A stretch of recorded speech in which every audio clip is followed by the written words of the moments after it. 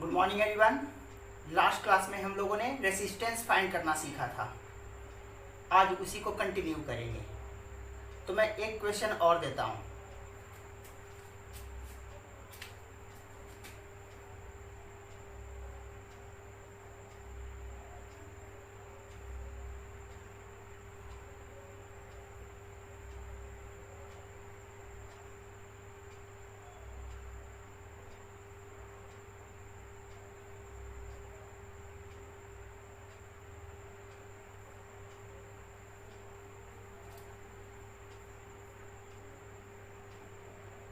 ये कोई कंडक्टर है, हॉलो सिलिंड्रिकल कंडक्टर।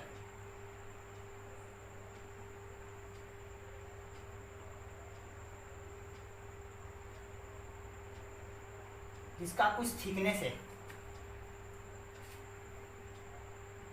ये एक्सिस है, मान लेता हूं इनर रेडियस R1 और आउटर रेडियस R2 और मटेरियल का रेसिस्टिविटी रो। इस कंडक्टर का लेंथ L।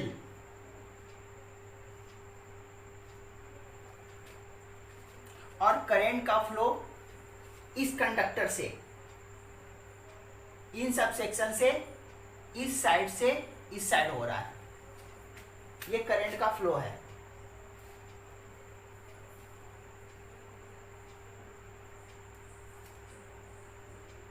तो इस कंडक्टर का रेसिस्टेंस अपने को फाइंड करना है। तो रेसिस्टेंस का फार्मूला लास्ट क्लास में सिखाया था। कैसे करेंगे? करंट जो होगा वो इसी क्रॉस सेक्शन से पास करेगा। ये जो शेडेड क्रॉस सेक्शन है, इसी क्रॉस सेक्शन से फाइंड करने वाला है। तो रेसिस्टेंस के लिए अपने को क्या चाहिए? Formula rho L by A।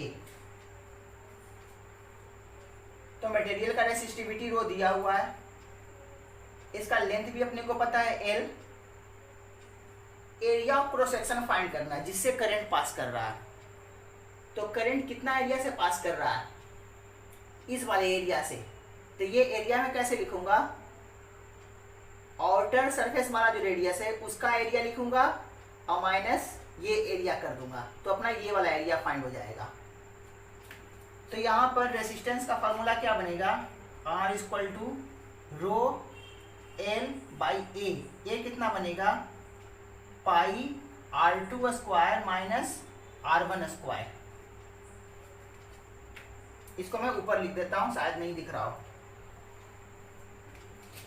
R equal to rho L by pi R2 square minus pi R1 square. Rho L pi common कर लेता हूं, R2 square minus R1 square. ये हो जाएगा इस कंडक्टर का रेसिस्टेंस।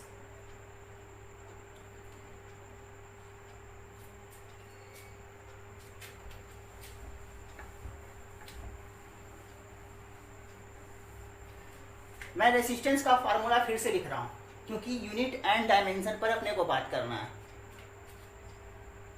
तो R equal to rho L by A। इस रेसिस्टेंस का यूनिट आप पहले से जानते हो, SI यूनिट ओम होता है। SI यूनिट क्या होगा? हेडिंग भी लिख सकते हो तुम, unit and dimension of R and R resistance and resistivity। तो SI यूनिट ऑफ रेसिस्टेंस, इसका SI यूनिट क्या हो जाएगा? ओम। ओम का रिप्रेजेंटेशन ये है, इसको पढ़ते हैं क्या? ओम। अब यहां से ध्यान दो, मुझे रेसिस्टिविटी का यूनिट फाइंड करना है, SI यूनिट। तो मैं रेसिस्टिविटी का फॉर्मूला लिखता हूं। तो यहां से रो कितना हो जाएगा? RA by L। अब इसका SI यूनिट लिखना अपने को। SI unit. तो ये देखो, तो ये तो ओम हो जाएगा, ओम एरिया यानी मीटर स्क्वायर, और ये मीटर यानी क्या होगा, ओम मीटर। रेसिस्टिविटी का SI यूनिट ओम मीटर। यहां पर रेसिस्टिविटी से हम लोग कंडक्टिविटी लिखते थे, कंडक्टिविटी से रेसिस्टिविटी लिखा था, तो रेसिस्टिविटी से कंडक्टिविटी हम लोग लिख सकते हैं। तो कंडक्टिविटी का फॉर्मूला क्या होता था, लिख देता हूं मैं पहले। Conductivity sigma equal to 1/ρ, 1/ρ। तो देखो, तो कंडक्टिविटी का यूनिट क्या बन जाएगा, SI, ये नीचे चला जाएगा 1/ओम मीटर, 1/ओम मीटर। 1/ओम को एक रिप्रेजेंटेशन से रिप्रेजेंट करते हैं, ओम का जस्ट उल्टा, और ये तो पर मीटर बन जाएगा, पर मीटर। इसे बोलते हैं महो, महो। 1/ओम को इस तरह से रिप्रेजेंट करते हैं, महो, महो पर मीटर। अब रेसिस्टेंस का 1/रेसिस्टेंस को बोलते हैं कंडक्टेंस। जैसे ये कंडक्टिविटी बोल रहे हैं, वैसे ही 1/रेसिस्टेंस को एक टर्म यूज करते हैं, कंडक्टेंस। तो वो भी मैं लिख रहा हूं, कंडक्टेंस। कंडक्टेंस क्या होता है, 1/R को बोलते हैं। तो इसका SI यूनिट क्या हो जाएगा, देखो तो, रेसिस्टेंस का ओम हुआ था, तो कंडक्टेंस का 1/ओम हो जाएगा, और 1/ओम को अभी सिखाया था, महो बोलते हैं। रिप्रेजेंटेशन कैसे करेंगे, और बोलेंगे इसको क्या, महो। क्लियर हो गया बात। तो सभी का मैंने SI यूनिट लिख दिया। अब मैं डायमेंशन पर बात कर लेता हूं। तो रेसिस्टेंस का डायमेंशन कैसे लिखेंगे, रेसिस्टेंस का डायमेंशन हम यहां से नहीं लिखते, इस फॉर्मूला से नहीं लिखते, क्योंकि रेसिस्टिविटी अपने को नहीं पता। रेसिस्टिविटी का अगर डायमेंशन पता होता तो हम रेसिस्टेंस का डायमेंशन लिख पाते। इसलिए हम लोग स्टैंडर्ड फार्मूला रेसिस्टेंस से रिलेटेड यूज करेंगे। तो रेसिस्टेंस का से रिलेटेड स्टैंडर्ड फार्मूला क्या होता है, V=IR, ओम्स लॉ। यहां से R क्या हो जाएगा, V/I। ये क्या है, पोटेंशियल डिफरेंस ही बोल सकते हो, क्योंकि ये तो पोटेंशियल डिफरेंस है, लेकिन पोटेंशियल डिफरेंस को तुम पोटेंशियल भी बोल सकते हो डायमेंशनली, क्योंकि पोटेंशियल का चेंज भी पोटेंशियल ही बनेगा। तो ये पोटेंशियल पर यूनिट करंट है। तो रेसिस्टेंस को लिख सकते हैं पोटेंशियल अपॉन करंट। अब पोटेंशियल को कैसे लिखूंगा, पोटेंशियल का डायमेंशन अपने को नहीं पता, याद भी नहीं रखना है।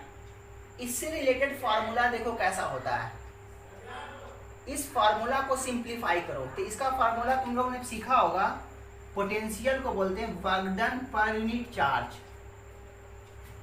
तो मैं यहां से लिख सकता हूं, पोटेंशियल के बदले work done per unit charge into current. अब वर्क डन का तो डायमेंशन जानते होगे, अगर इसका भी डायमेंशन नहीं जानते तो वर्क डन को लिख सकते हो तुम फोर्स इनटू डिस्प्लेसमेंट। फोर्स का जानते होगे, फोर्स का नहीं जानते हो तो फोर्स के बदले मास इनटू एक्सेलरेशन लिख सकते हो। एक्सेलरेशन का डायमेंशन जानते होगे। तो जहां तक तुम्हें पता, जहां पता चल रहा है वहां रुक जाओ, नहीं पता चल रहा है तो फार्मूला को और सिंप्लीफाई करो। यहां से मुझे पता चल रहा है वर्क डन का डायमेंशन अपने को पता है, चार्ज का भी जानते हैं, करंट का भी जानते हैं।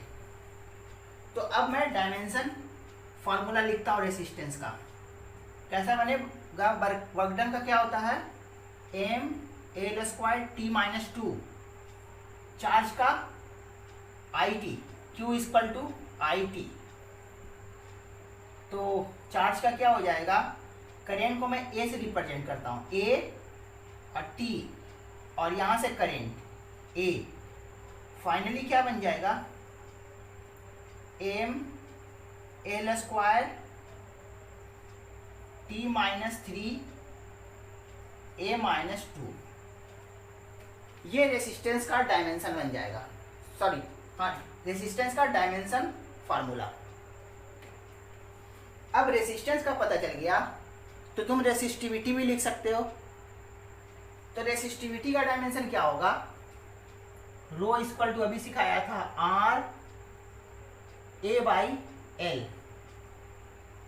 तो यहां से मैं क्या कर सकते हैं, ये तो पता है, मीटर स्क्वायर, सॉरी डायमेंशन लिखना तो एल स्क्वायर और ये एल, तो ऊपर एल बच जाएगा और रेसिस्टेंस का डायमेंशन फार्मूला लिख दो। तो रेसिस्टेंस में एल से मल्टीप्लाई कर दो क्योंकि L square upon L, L बनेगा। तो इसका डायमेंशन फार्मूला क्या बनेगा रेसिस्टिविटी का? एम, इसमें एल से मल्टीप्लाई करेंगे, M L Q T minus three A minus two. इस तरह से जिसका भी तुम्हें कंडक्टिविटी का फाइंड करना है तो 1 अपॉन रेसिस्टिविटी कर दो, कंडक्टिविटी बन जाएगा। कंडक्टेंस यानी कि 1 अपॉन रेसिस्टेंस, तो कंडक्टेंस 1 अपॉन रेसिस्टेंस, तो 1 अपॉन दिस कर दो तो कंडक्टेंस का डायमेंशन फार्मूला आपको पता चल जाएगा। तो हम लोगों ने यूनिट एंड डायमेंशन पर भी बात कर लिया।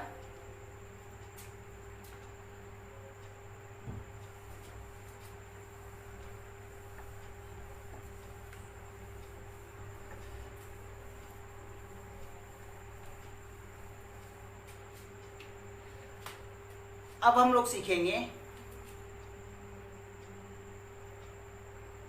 Temperature dependent resistivity and resistance.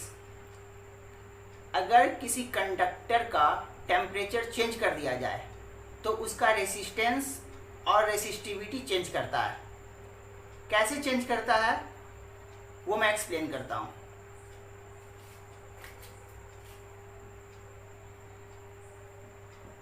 Variation of resistivity and resistance with temperature।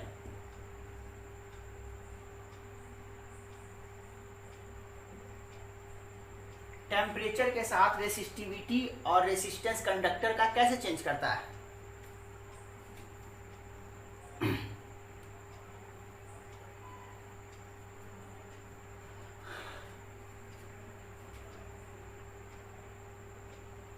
तो याद करो मैंने रेसिस्टिविटी कैसे बताया था? Rho equal to M mass of the electron N E square tau. Mass of the electrons, number of electrons पर unit volume, electron का charge, और ये relaxation time, time interval between two successive collision. यही मैंने explain किया था resistivity को।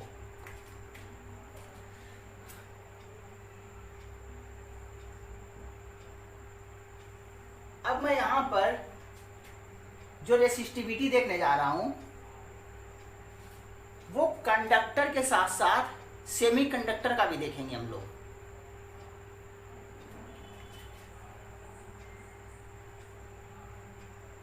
Conductor, semiconductor. अच्छा ये बात पता होगा कि कंडक्टर में इलेक्ट्रॉन्स फ्री होता है, जबकि सेमीकंडक्टर में भी इलेक्ट्रॉन्स फ्री होता है लेकिन बहुत कम अमाउंट में। ना ये पूरी तरह से इंसुलेटर होता है ना ये पूरी तरह से कंडक्टर होता है, दोनों के बीच में रहता है। इसीलिए हम लोग बोलते हैं सेमीकंडक्टर। तो सेमीकंडक्टर में कुछ इलेक्ट्रॉन्स फ्री होते हैं, यानी कि कंडक्टर के रिस्पेक्ट में बहुत कम इलेक्ट्रॉन्स फ्री होते हैं सेमीकंडक्टर में।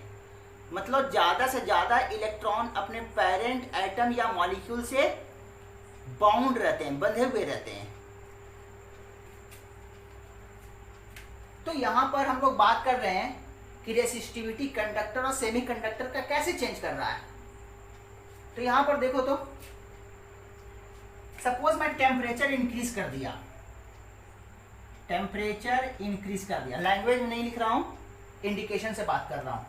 टेम्परेचर इंक्रीज कर दिया, टेम्परेचर मैं इंक्रीज करूंगा, इलेक्ट्रॉन के मास में चेंजिंग नहीं होगा, यूनिट वॉल्यूम में नंबर ऑफ इलेक्ट्रॉन से वो भी नहीं चेंज होने जा रहा टेम्परेचर से, इलेक्ट्रॉन का चार्ज भी नहीं चेंज होने जा रहा है टेम्परेचर चेंज होने से। टेम्परेचर चेंज होने से दो कोलिजन के बीच का टाइम इंटरवल चेंज होने जा रहा है। कैसे?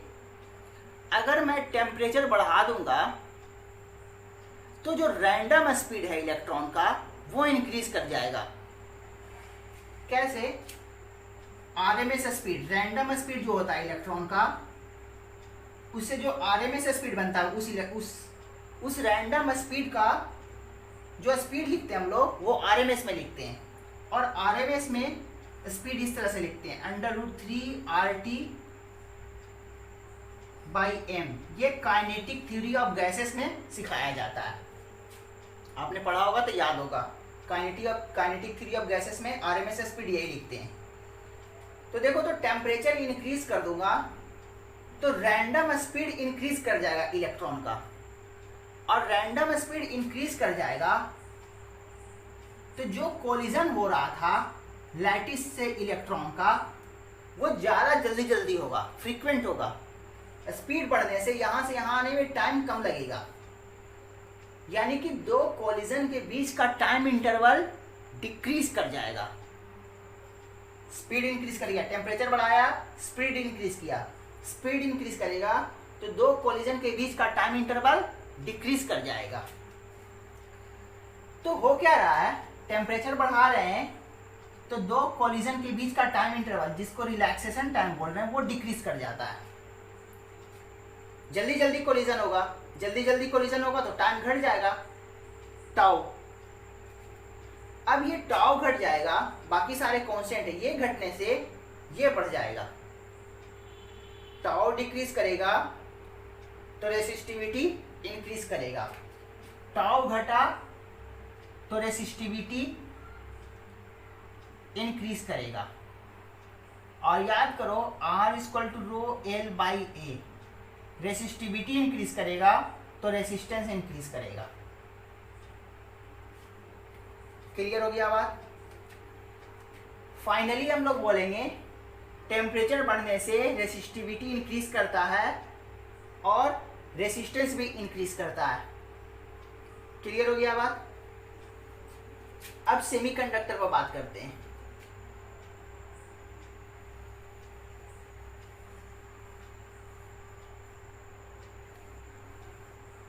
सेमीकंडक्टर के केस में टेम्परेचर बढ़ाएंगे तो सेमीकंडक्टर में भी जो इलेक्ट्रॉन्स हैं, फ्री इलेक्ट्रॉन्स, उनके साथ भी वही कंडीशन होगा, टाउ डिक्रीज करेगा। तो टाउ क्या होने जा रहा है, टाउ यहां भी डिक्रीज करेगा, जैसे कंडक्टर में एक्सप्लेन किया टाउ के लिए, क्योंकि इसमें भी फ्री इलेक्ट्रॉन्स हैं। तो फ्री इलेक्ट्रॉन्स टेम्परेचर बढ़ाने से इलेक्ट्रॉन्स का स्पीड बढ़ेगा तो टाउ डिक्रीज करेगा। लेकिन यहां पर सेमीकंडक्टर के केस में ये नंबर ऑफ फ्री इलेक्ट्रॉन्स पर यूनिट वॉल्यूम जो है वो चेंज करने जा रहा है। कैसे? टेम्परेचर अभी बताया था कि सेमीकंडक्टर के केस में सारे इलेक्ट्रॉन फ्री नहीं होते, तो इलेक्ट्रॉन कम फ्री होता है तो टेम्परेचर बढ़ाने से बॉन्ड टूटते हैं। जो इलेक्ट्रॉन बाउंड था पेरेंट एटम या न्यूक्लियस, पेरेंट एटम या मॉलिक्यूल से सेमीकंडक्टर का, वो इलेक्ट्रॉन टेम्परेचर बढ़ाने से पेरेंट एटम से डिटैच हो जाएगा। डिटैच हो जाएगा तो ज़्यादा से ज़्यादा इलेक्ट्रॉन फ्री होंगे। तो टेम्परेचर बढ़ाने से फ्री इलेक्ट्रॉन्स का काउंटिंग इंक्रीज कर जाता है सेमीकंडक्टर के केस में। तो ज़्यादा टेम्परेचर बढ़ाऊंगा तो ज़्यादा इलेक्ट्रॉन फ्री होंगे, और ज़्यादा इलेक्ट्रॉन फ्री होंगे तो नंबर ऑफ इलेक्ट्रॉन्स पर यूनिट वॉल्यूम इंक्रीज करेगा। तो सेमीकंडक्टर के केस में नंबर ऑफ इलेक्ट्रॉन्स पर यूनिट वॉल्यूम इंक्रीज करने जा रहा है। क्लियर हो गया बात? जो कंडक्टर में ये कांस्टेंट था सेमीकंडक्टर में इंक्रीज कर गया। क्लियर हो गया बात? अब यहां से क्या हो रहा है, ये इंक्रीज कर रहा है और ये डिक्रीज कर रहा है। बाकी मास और इलेक्ट्रॉन का चार्ज तो फिक्स है। अब हम यहां से डायरेक्ट डिसीजन लेने के कंडीशन में नहीं है कि ओवरऑल रो इंक्रीज करेगा या डिक्रीज करेगा, क्योंकि ये क्या करेगा, इसको घटाएगा और ये इसको बढ़ाएगा। तो ओवरऑल घटेगा बढ़ेगा या कांस्टेंट रहेगा, अपने को यहां से डिसीजन तो नहीं ले सकते। एक्सपेरिमेंटली जो आता है उसके बेसिस पर हम लोग डिसाइड करते हैं। होता क्या है, टेम्परेचर बढ़ने से रेसिस्टिविटी डिक्रीज कर जाता है। एक्सपेरिमेंटली ये देखा गया। इसका मतलब है कि ये वाला फैक्टर इस वाले फैक्टर पर डोमिनेट करता है। मतलब यहां से देखो, अगर मैं n और टाउ को मल्टीप्लाई कर दूं तो ये क्या कर रहा था, डिक्रीज कर रहा था और ये इंक्रीज कर रहा था। ओवरऑल क्या हो जाता है, इंक्रीज कर जाता है, दोनों का मल्टीप्लाई। अब दोनों का मल्टीप्लाई इंक्रीज करेगा तो ये क्वांटिटी डिक्रीज करेगा।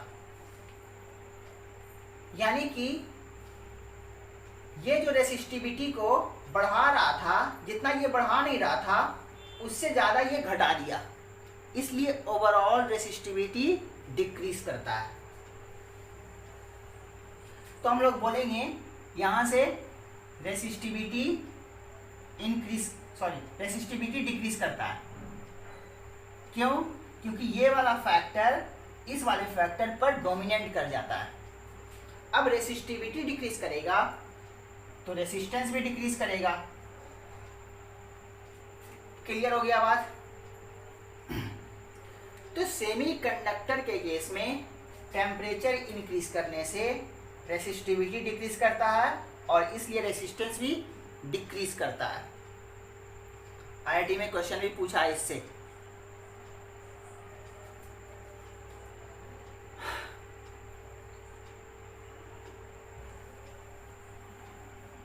तो ये कंडक्टर और सेमीकंडक्टर में, कंडक्टर में टेम्परेचर इंक्रीज करने से रेसिस्टेंस और रेसिस्टिविटी इंक्रीज करता है, सेमीकंडक्टर में टेम्परेचर इंक्रीज करने से रेसिस्टेंस और रेसिस्टिविटी डिक्रीज करता है। अब रेसिस्टिविटी टेम्परेचर पर कैसे डिपेंड करता है, उसका फॉर्मूला क्या है, वो मैं लिखने जा रहा हूं।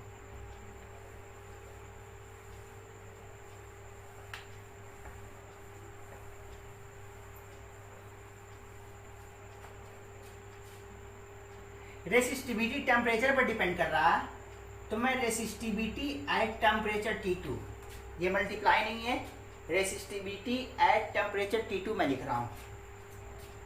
T2 टेम्परेचर पर रेसिस्टिविटी और ये T1 टेम्परेचर पर। मान लो T2 बड़ा है T1 से, तो ज़्यादा टेम्परेचर पर रेसिस्टिविटी को कम टेम्परेचर पर के रेसिस्टिविटी से कंपेयर कर रहे हैं। तो rho at T2 equal to rho at T1 e का पावर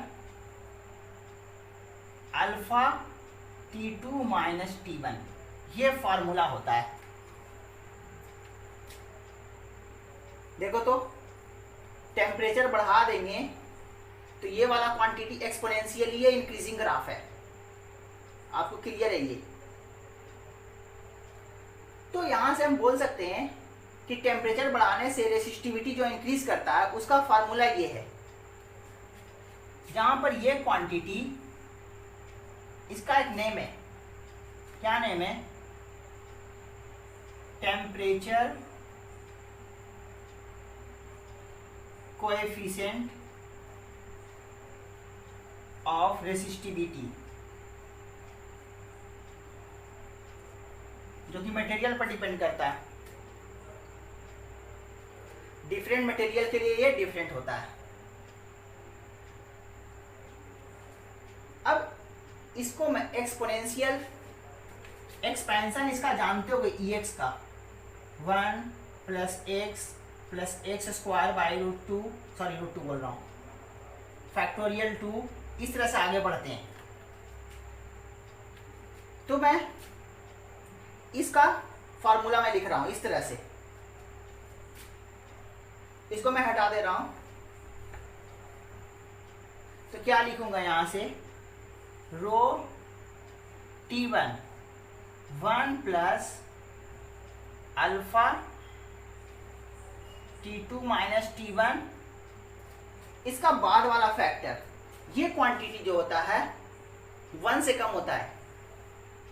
ये जो देख रहे हो ये 10⁻² -2 से लेकर 10⁻³ के ऑर्डर का होता है। तो देखो, तो स्क्वायरिंग करेंगे तो ये क्वांटिटी और छोटा हो जाएगा। अगला वाला ये लिखा, ये स्टेप ये लिखा, इसका मैं लिखूंगा, इसका लिखूंगा, तो स्क्वायरिंग करने से ये क्वांटिटी और छोटा हो जाएगा। तो उसको हम लोग निगलेक्ट कर देते हैं, आगे वाले को निगलेक्ट कर देंगे तो फार्मूला मेरा ऐसा बनेगा।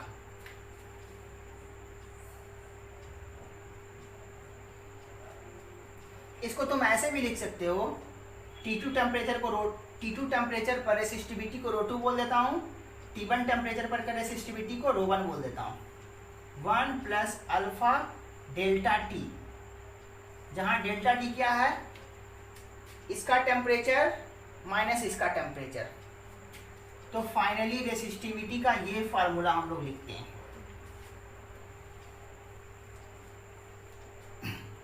तो देखो, तो ΔT इंक्रीज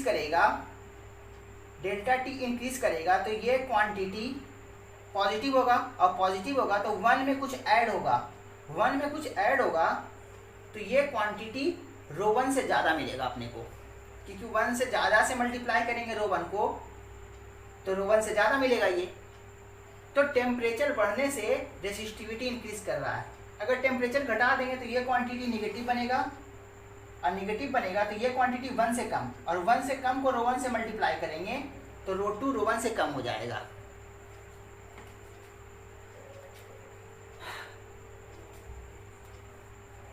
अब मैं क्या कर रहा हूं, दोनों साइड L/A से मल्टीप्लाई कर रहा हूं और डिवाइड कर रहा हूं, सॉरी L/A से मल्टीप्लाई कर रहा हूं, रो2 L/A से मल्टीप्लाई कर रहा हूं, रो1 L/A से मल्टीप्लाई कर रहा हूं, 1 + alpha ΔT।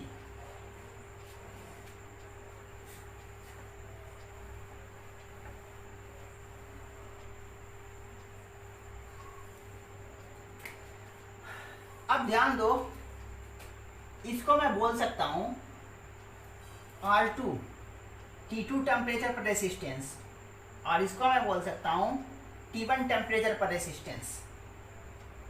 R2 = R1 1 + alpha ΔT।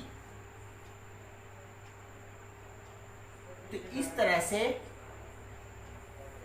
Temperature dependence resistance का फार्मूला हम लोगों ने फाइंड कर लिया। अगर T1 टेम्परेचर पर रेसिस्टेंस पता है तो T2 टेम्परेचर पर रेसिस्टेंस लिख सकते हैं इस फार्मूला से, जहां अल्फा मैंने एक्सप्लेन कर दिया, temperature coefficient of resistivity. Clear हो गया बात? अच्छा, मैंने यहां से यहां लिख दिया, तो तुम्हें क्वेश्चन रेज करना चाहिए था। अगर तुम्हारे दिमाग में आया है तो अच्छी बात है, नहीं आया तो मैं एक्सप्लेन करता हूं क्या आना चाहिए था क्वेश्चन।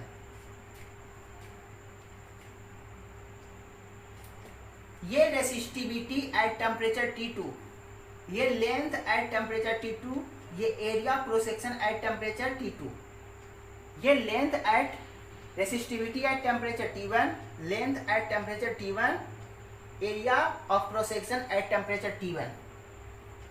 तो लेंथ T2 टेम्परेचर पर, लेंथ T1 टेम्परेचर पर, एरिया T2 टेम्परेचर पर, एरिया T1 टेम्परेचर पर। दोनों इक्वल कैसे हो सकता है? तुमने पढ़ा होगा थर्मल एक्सपेंशन में। थर्मल एक्सपेंशन में L equal to L2 equal to L1 1 plus alpha delta T, area equal to A2 equal to A1 1 plus beta delta T. Thermal expansion में ये सिखाया गया होगा हीट में।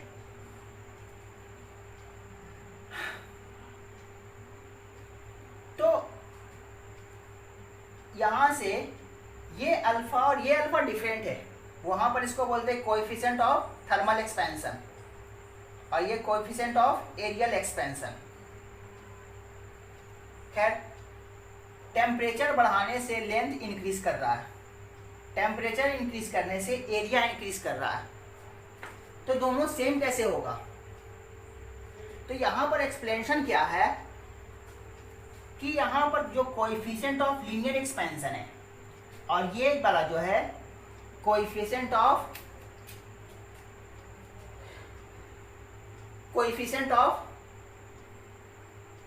टेम्परेचर कोएफिशिएंट ऑफ रेसिस्टिविटी है ये, और ये कोएफिशिएंट ऑफ लीनियर एक्सपेंशन है। ये जो ऑर्डर का होता है 10⁻⁻2 से लेकर 10⁻⁻3 के ऑर्डर का होता है, और ये जो होता है अल्फा, ये 10⁻⁵ से लेकर के 10⁻⁻6 का ऑर्डर का होता है। तो ये बहुत कम है, इसलिए टेम्परेचर चेंज करने से लेंथ में बहुत ज़्यादा का चेंजिंग, लेंथ में और एरिया में बहुत ज़्यादा का चेंजिंग नहीं होता, लेकिन टेम्परेचर चेंज करने से रेसिस्टिविटी में रो इक्वल टू रो2 इक्वल टू रो1 1 प्लस अल्फा डेल्टा टी, इसका वैल्यू ज़्यादा है रिलेटिवली इससे, क्योंकि ये ऑर्डर होता है 10⁻⁻2 से लेकर 10⁻⁻3 का।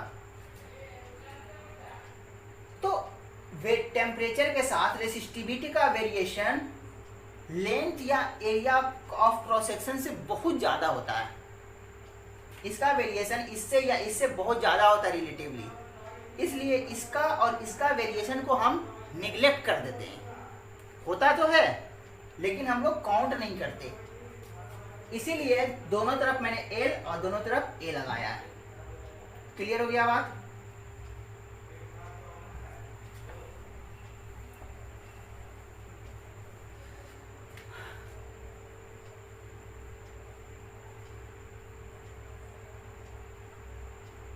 अच्छा, यहां पर इसका यूनिट का बात कर लेंगे। अल्फा का यूनिट क्या बनेगा?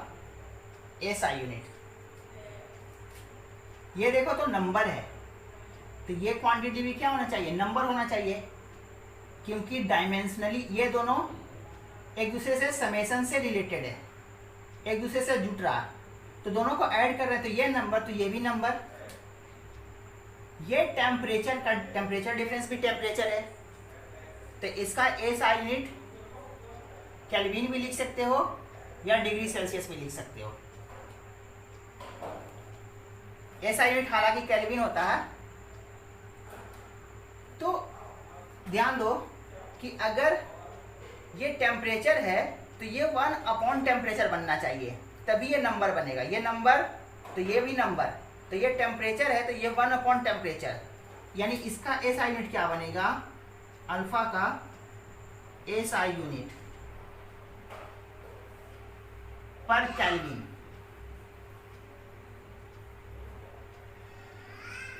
क्लियर है?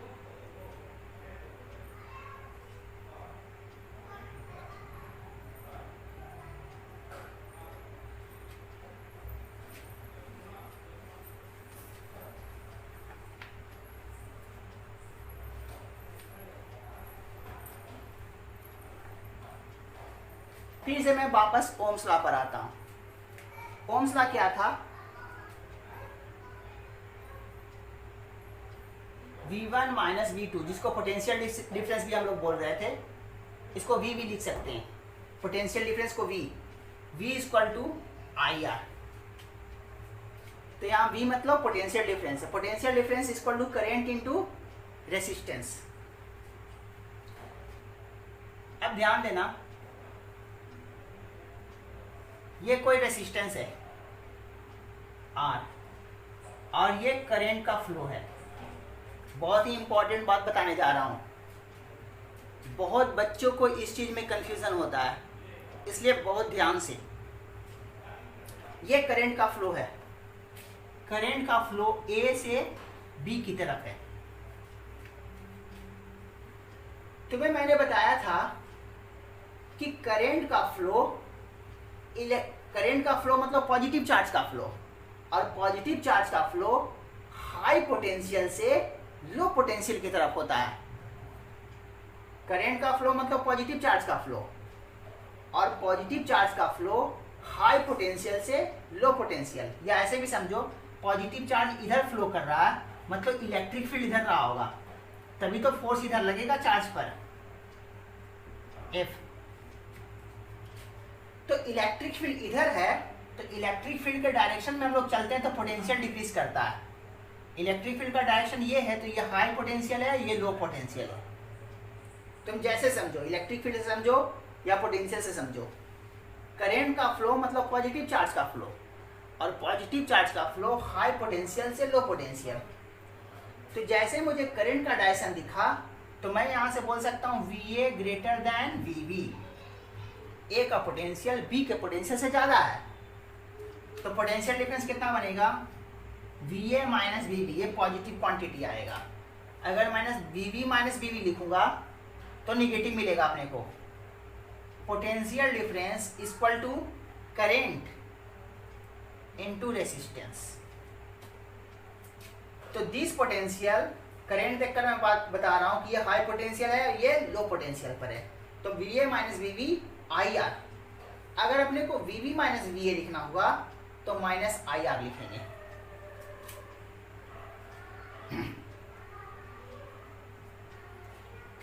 क्योंकि ये पोटेंशियल लो है, ये पोटेंशियल हाई है, तो लो पोटेंशियल से हाई पोटेंशियल को माइनस करोगे तो तुम्हें माइनस मिलेगा, इसीलिए माइनस IR आया है। तो ये बात बहुत अच्छे से तुम्हें आनी चाहिए।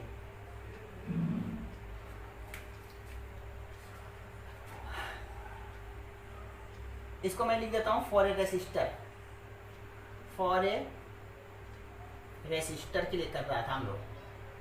अब हम लोग करते हैं कंडक्टिंग वायर के लिए, फॉर ए कंडक्टिंग वायर जिसका कोई रेसिस्टेंस नहीं है। ये करंट I फ्लो कर रहा है, A पॉइंट लेता हूं, B पॉइंट लेता हूं, फिर से मैं VA माइनस VB लिखना चाहता हूं। Potential difference equal to current into resistance. तो यहाँ कंडक्टिंग वायर का कोई रेसिस्टेंस है नहीं, हालांकि ऐसा नहीं होता कि रेसिस्टेंस नहीं होता, कुछ ना कुछ होता है कंडक्टिंग वायर का, लेकिन हम लोग यहाँ पर निगलेक्ट करके चलते हैं, क्योंकि कोई भी वायर बिना रेसिस्टेंस के नहीं हो सकता। तो मैं कंडक्टिंग वायर कर रहा हूँ, यहाँ पर कोई रेसिस्टेंस का बात नहीं कर रहा हूँ, कंडक्टिंग वायर, तो इसका मैं रेसिस्टेंस नेग्लिजिबल मानूंगा। नेग्लिजिबल मानूंगा तो कंडक्टिंग वायर का रेसिस्टेंस 0, तो यहाँ से ये क्वांटिटी 0, तो VA minus VB equal to 0, यानी VA इक्वल टू VB। इसीलिए मैंने पहले ही बोला था, याद करो कैपेसिटर में भी सिखाया था, कंडक्टिंग वायर का पोटेंशियल कांस्टेंट होता है। जहां तक कंडक्टिंग वायर कनेक्ट है सभी का पोटेंशियल सेम मिलेगा। तो ये कंडक्टिंग वायर है, तो हर एक पॉइंट का पोटेंशियल अपने को सेम मिलेगा। क्लियर हो गया बात?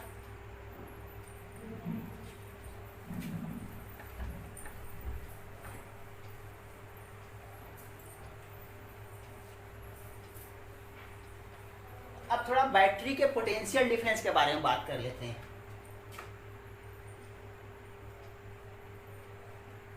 तुम्हें पता होगा ये बैटरी का रिप्रेजेंटेशन है। बड़ा टर्मिनल हाई पोटेंशियल को रिप्रेजेंट करता है, छोटा टर्मिनल लो पोटेंशियल को। High potential, low potential. Suppose potential difference battery का V0 है, तो मैं यहाँ A कहूँ, यहाँ B कहूँ। इस बैटरी से करंट ऐसे हो या ये हो, या बैटरी में करंट जा रहा हो या बैटरी से करंट निकल रहा हो, कोई फर्क नहीं पड़ता, ये हाई पोटेंशियल होगा ये लो पोटेंशियल होगा, क्योंकि करंट से बैटरी का पोटेंशियल डिफरेंस का कोई मतलब नहीं होता। तो यहां पर हालांकि मैं इसमें अगर मैं यहां पर मैं इंटरनल रेजिस्टेंस का बात नहीं कर रहा हूं, आगे मैं बात करूंगा तो करंट पर डिपेंड करेगा पोटेंशियल डिफरेंस, लेकिन अभी मैं इंटरनल रेजिस्टेंस जैसा टर्म कोई नहीं ले रहा हूं, सिर्फ मैं पोटेंशियल डिफरेंस का बात कर रहा हूं, क्योंकि बैटरी का इंटरनल रेजिस्टेंस भी होता है, खैर वो बाद में डिस्कस करेंगे। तो यहां पर जो पोटेंशियल डिफरेंस मैं जो ले रहा हूं, ये पोटेंशियल डिफरेंस करंट के किस डायरेक्शन में फ्लो कर रहा है उससे कोई फर्क नहीं पड़ता, ये हाई पोटेंशियल ये लो पोटेंशियल। तो देखो तो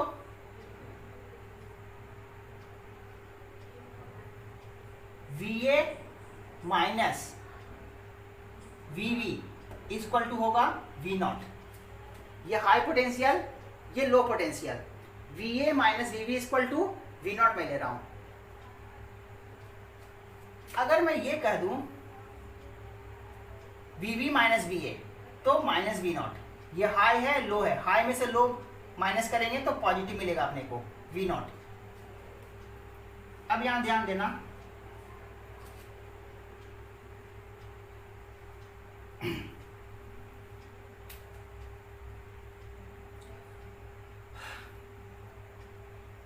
अगर मैं इसका पोटेंशियल डिफरेंस 10 वोल्ट बोल देता हूं,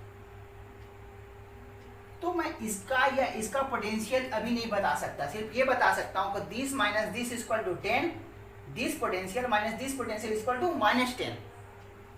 अगर मुझे ये पोटेंशियल बोल दे कि ये जीरो पोटेंशियल है, तो मैं बोल सकता हूं ये पोटेंशियल 10 है, क्लियर है। अगर ये बोल दे इसका पोटेंशियल 2 वोल्ट है, तो मैं इसका पोटेंशियल बोलूंगा 12, क्योंकि 12 माइनस 2 10 बनेगा। अगर इसका पोटेंशियल -2 बोल दे, तो मुझे इसका पोटेंशियल बोलना पड़ेगा 8, क्योंकि 8 माइनस माइनस 2 10। तो एक टर्मिनल अगर पोटेंशियल डिफरेंस दिया हुआ है तो किसी एक टर्मिनल का मैं पोटेंशियल नहीं बता सकता, अगर एक टर्मिनल का दे दे पोटेंशियल तो दूसरे टर्मिनल का पोटेंशियल मैं बता सकता हूं। क्लियर हो गया बात?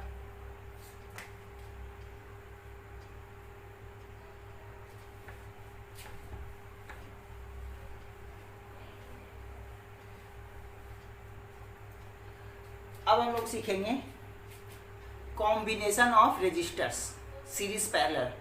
वो तुम पहले से भी जानते हो, कुछ हद तक जानते होगे, तो मैं इसे एक्सप्लेन कर रहा हूं।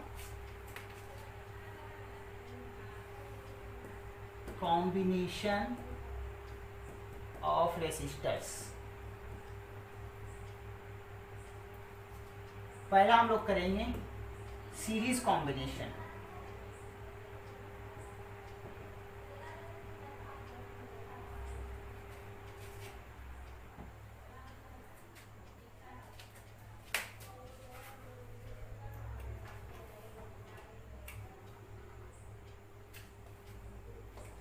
सीरीज कॉम्बिनेशन क्या होता है?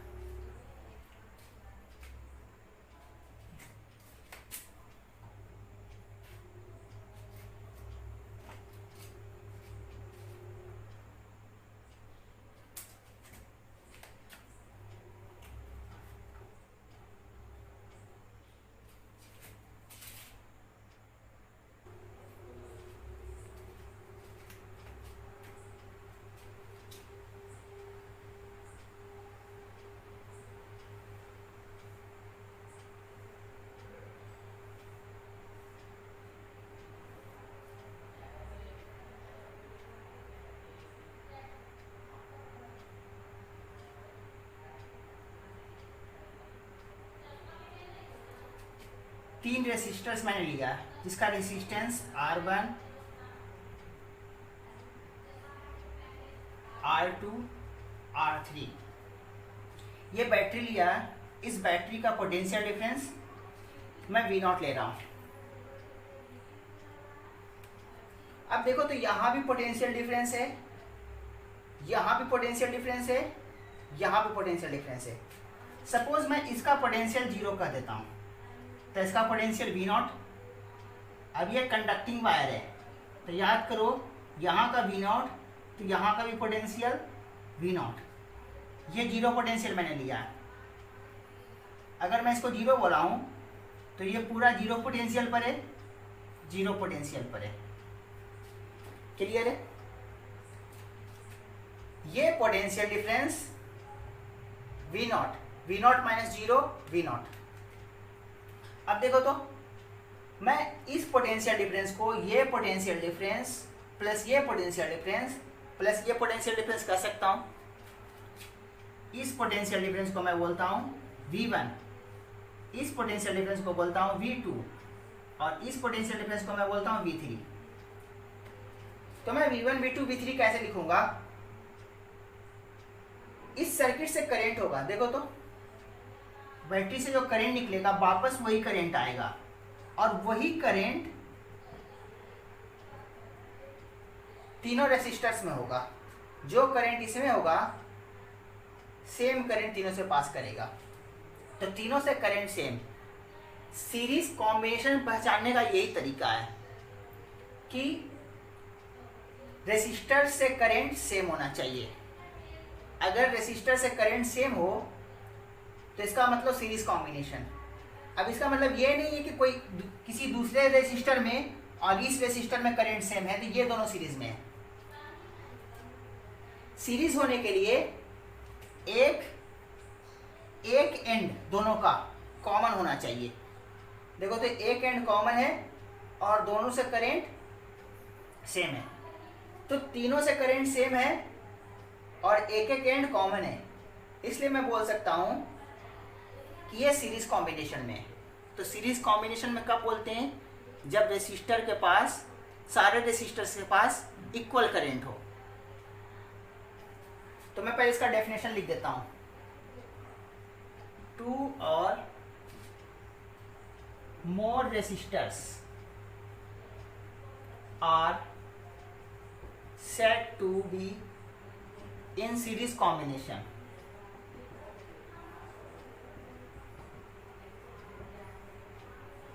if current through each resistors is same।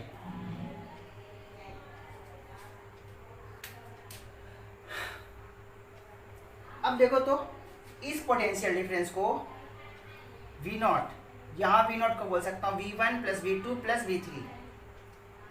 इसको नाम भी तुम दे सकते हो। अगर मैं इसे A नाम दूं, इसे B नाम दूं, इसे C नाम दूं, इसे D नाम दूं, VA minus VB equal to VA minus VC plus VC minus VD plus VD minus VB। देखो तो C से C कैंसिल, D से D cancel, VA minus VB जो कि V नॉट है। VA minus VC V1 V2 V3।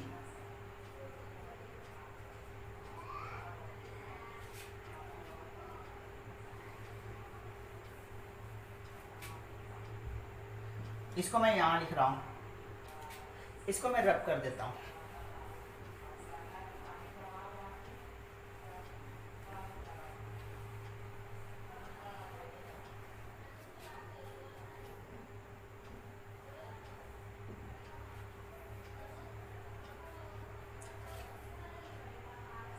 V not equal to, यहां से क्या V1 क्या बोल सकता हूं मैं, IR1, V2 current IR2, V3 IR3, IR1 plus IR2 plus IR3। इन तीनों के बदले मुझे इक्विवेलेंट रेजिस्टेंस फाइंड करना है। तो मैं मान लेता हूं ये इक्विवेलेंट रेजिस्टेंस है, तीनों के बदले एक रेसिस्टेंस मैंने रिप्लेस कर दिया, वी नॉट करेंट आई, यही है वी नॉट और यहां है 0। तो मैं कह सकता हूं यहां से वी नॉट इक्वल टू क्या, वी नॉट माइनस 0, यानी V not equal to I R equivalent, I R equivalent equal to I common कर लो सबका, R1 plus R2 plus R3।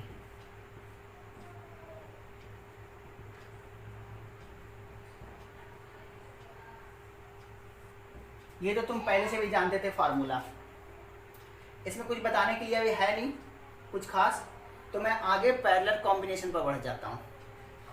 लेकिन उससे पहले मैं एक बात करना चाहता हूं, सारे रेसिस्टर्स के अक्रॉस करंट तो सेम है, लेकिन पोटेंशियल डिफरेंस सेम नहीं है, क्योंकि सारा रेसिस्टेंस डिफरेंट है। अगर रेसिस्टेंस भी सेम हो जाए तो पोटेंशियल डिफरेंस सेम हो जाएगा।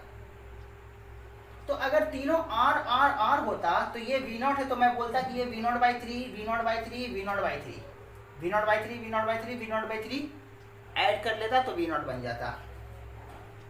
रेसिस्टेंस सेम है तो पोटेंशियल डिफरेंस भी डिफरेंट होगा, तो वो पोटेंशियल डिफरेंस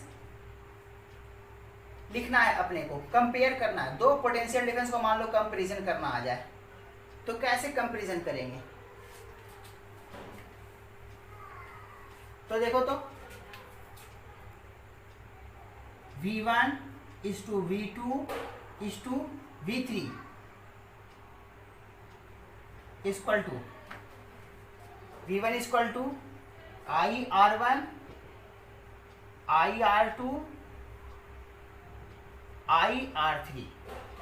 तो यहां से I कॉमन होकर कैंसिल हो जाएगा, तो क्या हो जाएगा R1 is to R2 is to R3। तो यहां से हम लोग V1 V2 V3 लिख सकते हैं।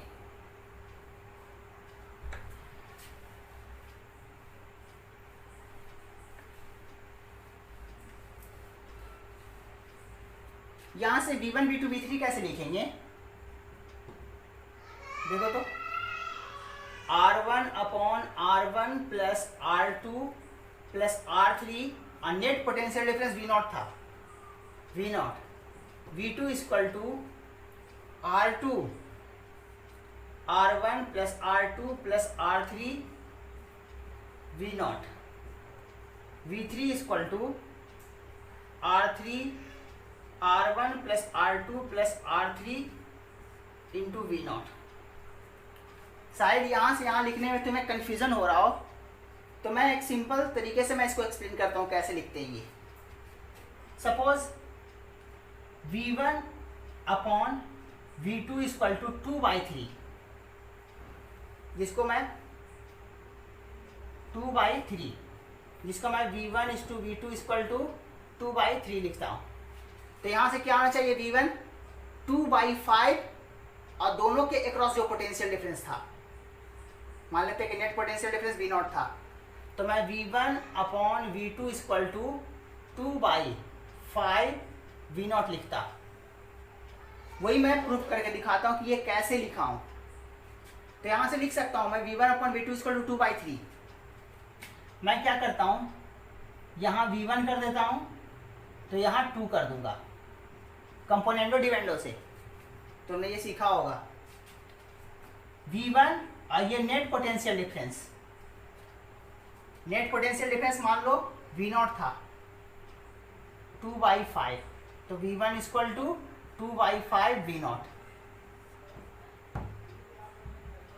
तो उसी तरह से मैंने यहां लिखा है, 2 के साथ रहे 3 के साथ रहे, उसी तरह से लिखते हैं। तो यहां से V1 V2 V3 potential difference, अगर पोटेंशियल डिफरेंस रेसिस्टर्स के क्रॉस निकालना हो तो ऐसे ही लिखेंगे हम लोग। अब हम लोग सीखते हैं पैरेलल कॉम्बिनेशन।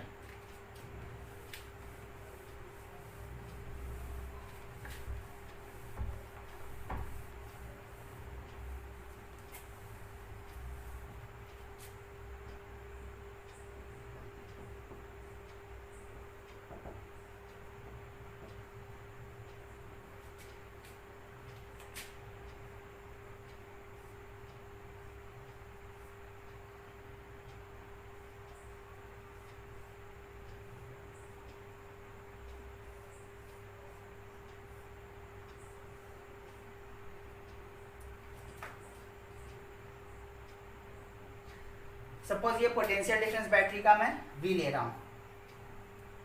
अगर मैं यहाँ का पोटेंशियल 0 कर दूँ, यहाँ का V कर दूँ, तो यहाँ पोटेंशियल 0, यहाँ पोटेंशियल V, ये potential difference resistance R1, R2, R3 ले रहा हूँ।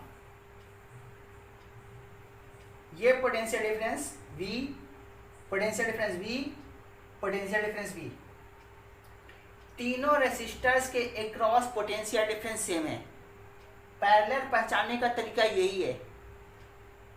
अगर दो या दो से ज़्यादा रेसिस्टर्स पैरेलल में है, इसका मतलब उनका पोटेंशियल डिफरेंस सेम है, या उल्टा कह सकते हो पोटेंशियल डिफरेंस सेम है तो पैरेलल कॉम्बिनेशन हम लोग बोलेंगे। वही मैं लिखने जा रहा हूँ। टू और more resistors are said to be in parallel combination if potential difference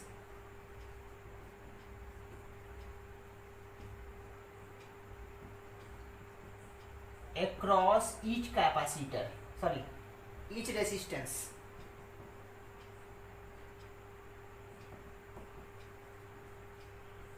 is same। तो सीरीज में करंट सेम, पैरेलल में potential difference same. Suppose battery से करंट I आया, वापस बैटरी में करंट I आएगा। यहां से करंट का देखो तो डिवीजन हुआ, कुछ करंट इधर गया, कुछ इधर गया, कुछ इधर गया। सपोज यहाँ करंट गया I1, यहाँ I2, यहाँ I3, तो मैं बोलूँगा I is summation of I1 plus I2 plus I3 का। तो I equal to I1 plus I2 plus I3। तो मैं वही लिखने जा रहा हूँ, I equal to I1 plus I2 plus I3। I1 को क्या लिख सकता हूँ मैं, V equal to I1 R1। वैसे यहां से लिख सकता हूं V equal to I2 R2। वैसे ही V इक्वल टू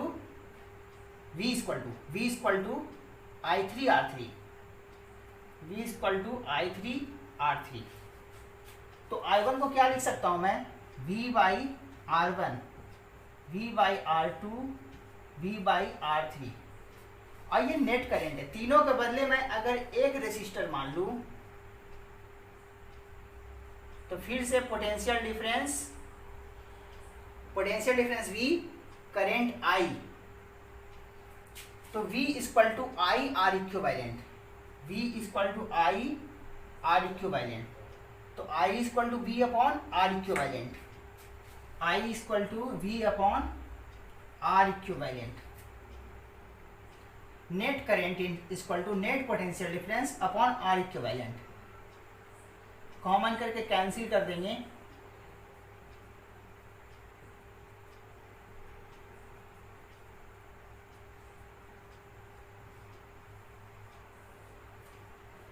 ये जनरल फार्मूला हो गया। और रेसिस्टर्स रहेंगे तो वैसे ही बढ़ता चला जाएगा फार्मूला में। तो ये फार्मूला भी पहले से तुम्हें आता होगा।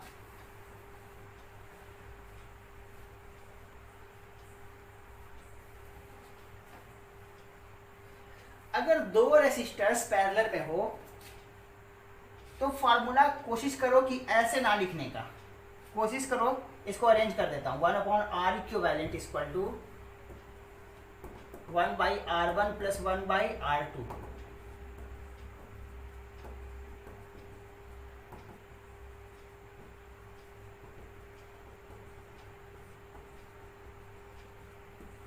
दो रेसिस्टर्स जब पैरेलल कॉम्बिनेशन में हो तो ऐसे फार्मूला मत लिखा करो, ऐसे लिखा करो,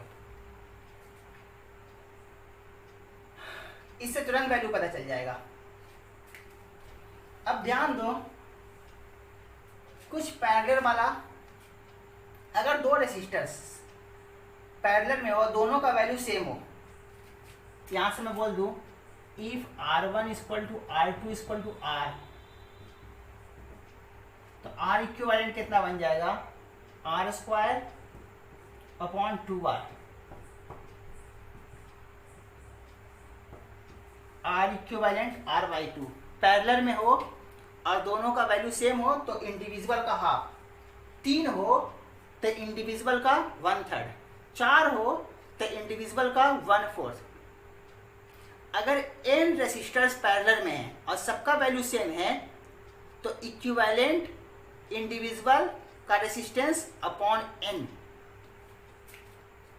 तो मैं लिख दे रहा हूं, for n resistors, each for n resistors in parallel,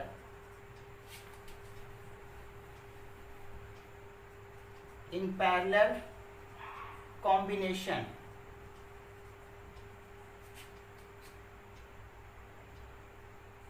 यहां मैं लिख देता हूं, for n resistors each of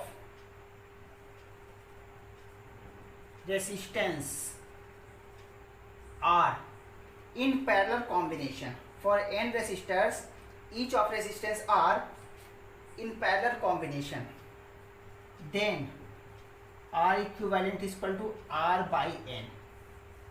याद रखना फॉर्मूला। तो ये सब हम लोग डायरेक्ट यूज किया करेंगे आगे से। अच्छा,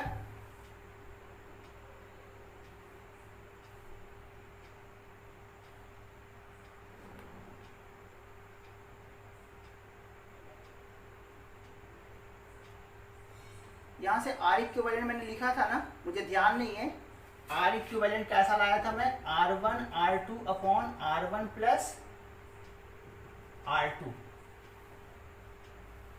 इसको अरेंज शायद किया होगा, यही लिखा था ना।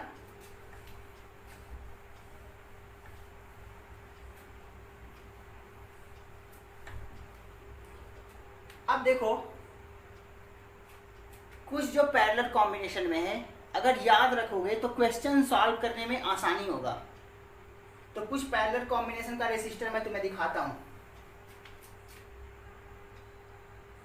3 और 6, 3 ओम और 6 ओम को पैरेलल कॉम्बिनेशन में कर देंगे तो 2 ओम आएगा। याद रखो तो ज़्यादा बेहतर है, करके दिखाता हूँ। पैरेलल में है 3 into 6 upon 3 plus 6, 3 into 6 upon 9, 3 3 जा 9, 3 2 जा 6, 2 ओम। तो 3 6 का पैरेलल में 2 आता है, याद रखो तो बेहतर है। क्विक सॉल्व होगा फार्मूला तुम्हें आएगा, जो भी आंसर लाना होगा क्विक आएगा, वरना तुम्हें ये करके लाना पड़ेगा। उसी तरह से 4 ओम और 12 ओम का पैरेलल कॉम्बिनेशन में वैल्यू आता है 3 ओम, वो दिखाता हूँ। 4 इंटू 12 अपॉन, दोनों को ऐड करेंगे 16, 4 4 जा 16, 4 3 जा 12।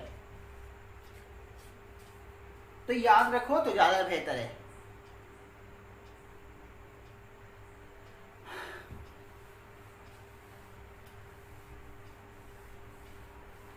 अब यहां पर हम लोग बात करेंगे, याद करो सीरीज कॉम्बिनेशन में current same, potential difference different. तो वहां पर पोटेंशियल का डिवीजन मैंने सिखाया था, यहां पर पोटेंशियल डिफरेंस सेम है, करंट डिफरेंट है। तो मैं करंट का डिवीजन सिखाऊंगा, करंट का डिवीजन कैसे करते हैं।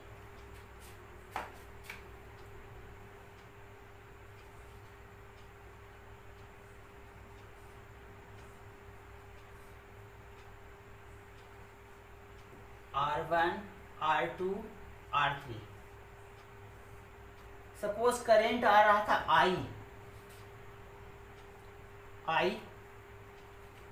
इधर गया I1, इधर गया I2, इधर गया I3। तो ये करंट I1 I2 और I3, I के टर्म में लिखना, R1 R2 R3 के टर्म में। कैसे लिखूंगा, सपोज यहां पर का पोटेंशियल डिफरेंस दो तरीके हैं फाइंड करने के। एक तो मैथमेटिकली बहुत ही सिंपल तरीके से कर देंगे, एक बेसिक मेथड। बेसिक मेथड क्या है, अपने को ये पता रहेगा और ये तीनों रेसिस्टेंस पता रहेगा, तो इनका मैं आर इक्विवेलेंट पैरेलल से फाइंड कर लूंगा। आर इक्विवेलेंट और आई अपने को पता है, I R equivalent equal to potential difference. ये पोटेंशियल डिफरेंस पता चल गया, ये पोटेंशियल डिफरेंस पता चल गया, जो कि मान लेते हैं V है, V है ये पोटेंशियल डिफरेंस। तो V equal to I1R1, V equal to I1R1। तो ये V पता चल गया, R1 पता है, I1 फाइंड कर लेंगे। ये तो बेसिक तरीका हो गया। तो यहाँ पर क्या करना पड़ेगा, अपने को R इक्विवेलेंट फाइंड करना पड़ेगा। तो तीनों को R इक्विवेलेंट फाइंड कर लेंगे, I पता है, तो यहाँ से कह सकते हैं I R equivalent equal to I1R1। वैसे ही I R equivalent equal to I2R2 और I3R3। तो बारी बारी से I1, I2 और I3 फाइंड कर सकते हैं। ये तो बेसिक मेथड हुआ। दूसरा मैथमेटिकली सिंपल तरीका, जैसे मैंने पोटेंशियल डिवाइड किया था वैसे ही करंट डिवाइड करके दिखाता हूँ। तो बेसिक आइडिया तो यही है, स्टैंडर्ड मेथड। अब मैं मैथमेटिकली इसको इजीली फाइंड करके दिखाता हूँ।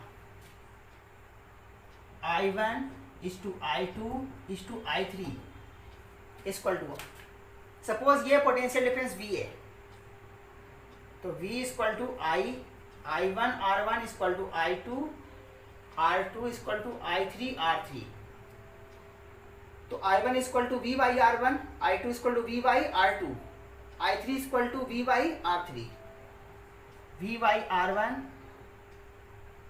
V बाई R2 और V बाई R3। यहाँ से ये कॉमन को कैंसिल कर देता हूँ, तो मैं बोल सकता हूँ I1 is to I2 is to I3 equal to 1 by R1 is to 1 by R2 is to 1 by R3, इस तरह से। अच्छा, यहाँ से जनरल है तो फार्मूला फाइंड करने में थोड़ा दिक्कत होगा। अगर मैं न्यूमेरिकल वैल्यू रख करके मैं इसको इजी करके दिखाता हूँ तुम्हें। न्यूमेरिकल वैल्यू मैं इसको मान लेता हूँ 2 ओम, 3 ओम और इसको 5 ओम, ऐसा मैं मान लेता हूँ।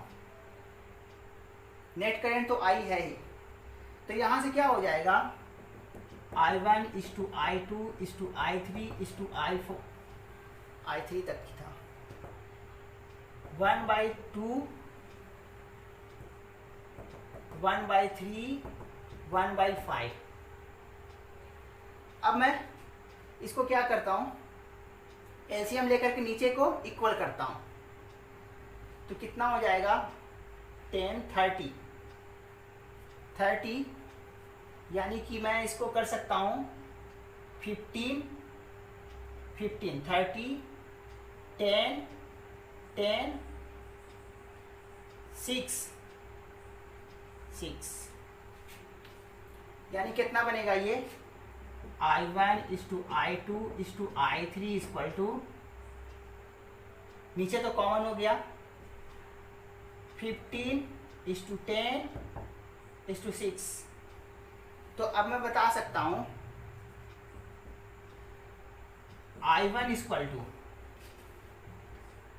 15 अपॉन 15 प्लस 10 25, 25 प्लस 6 31, और नेट करेंट I, वैसे ही I2 equal to 10 upon 31 I3 equal to 6 upon 31 I। तो बहुत आसानी से फाइंड हो गया, वरना तीनों का R इक्विवेलेंट फाइंड करना पड़ता, फिर करेंट से मल्टीप्लाई करके ये फाइंड करना पड़ता, फिर I1 equal to this upon R1 यहाँ से आता। तो ये बहुत आसानी से आ गया। तुम्हें ये अच्छा लगे यही करो, मैथमेटिक्स के मेथड से आसान लगे ये करो, तुम्हारी मर्जी। तो यहाँ से मैंने करंट का डिवीजन करना बता दिया तुम्हें। अब मैं कुछ क्वेश्चंस करता हूँ सीरीज पैरेलल से रिलेटेड।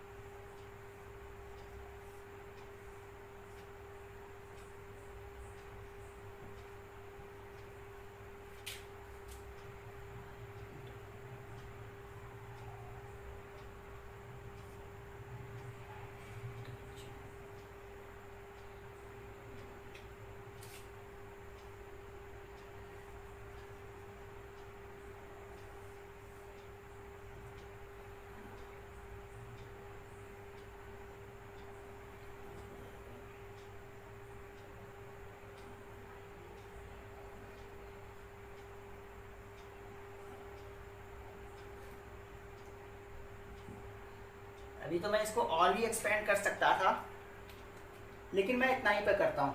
ए और बी का आर इक्विवेलेंट फाइंड करना है तुम्हें।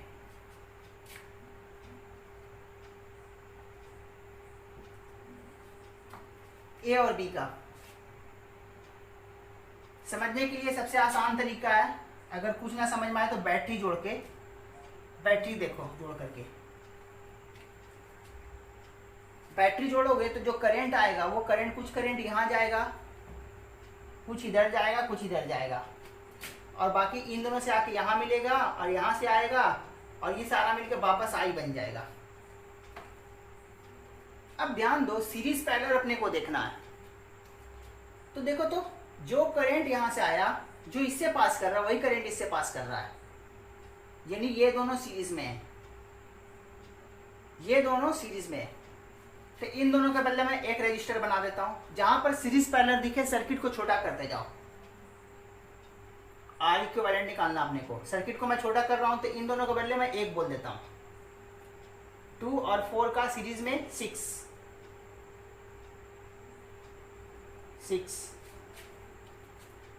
अब देखो तो दिख रहा होगा ये दोनों सेम पोटेंशियल पर है, इस रेसिस्टर का ये एंड और ये एंड सेम पोटेंशियल पर, और इसी रेसिस्टर का ये एंड भी सेम पोटेंशियल पर है। देख लो, जो पोटेंशियल इसका वही पोटेंशियल इसका, तो ये दोनों पैरेलल में। और अभी सिखाया हूं 6 और 3 का पैरेलल होता है 2, अभी तो सिखाया हूं।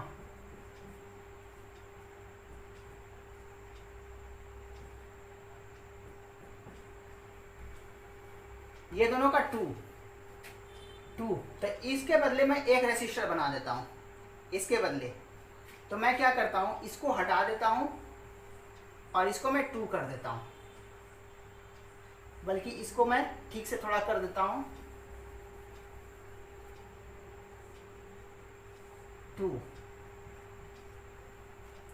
अब देखो तो ये 2 और ये 2 दिख रहा है, जो करंट यहां से आया है वही यहां से जाएगा, ये दोनों सीरीज में तो 2 और 2 4, इसको मैं 4 बना देता हूं, इसको हटा देता हूं।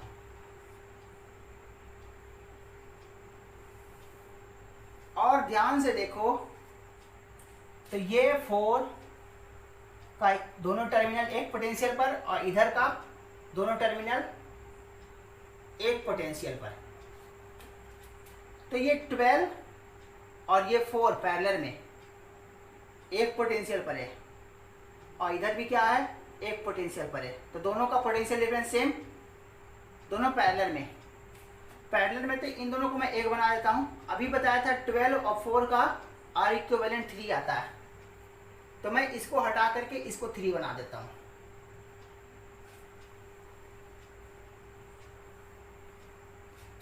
अब देखो तो फाइनली क्या हो गया, ए और बी के बीच 3 और 3 सीरीज में, तो 3 और 3 क्या हो जाएगा 6, आर इक्विवेलेंट 6 ओम। इस तरह से जहां भी कॉम्प्लिकेटेड दिया हुआ रहे, बड़ा सा सर्किट दिया हुआ रहे और सीरीज पैरेलल दिख रहा हो, तो सर्किट को छोटा करते जाओ और फाइनली आर इक्विवेलेंट लिख लो।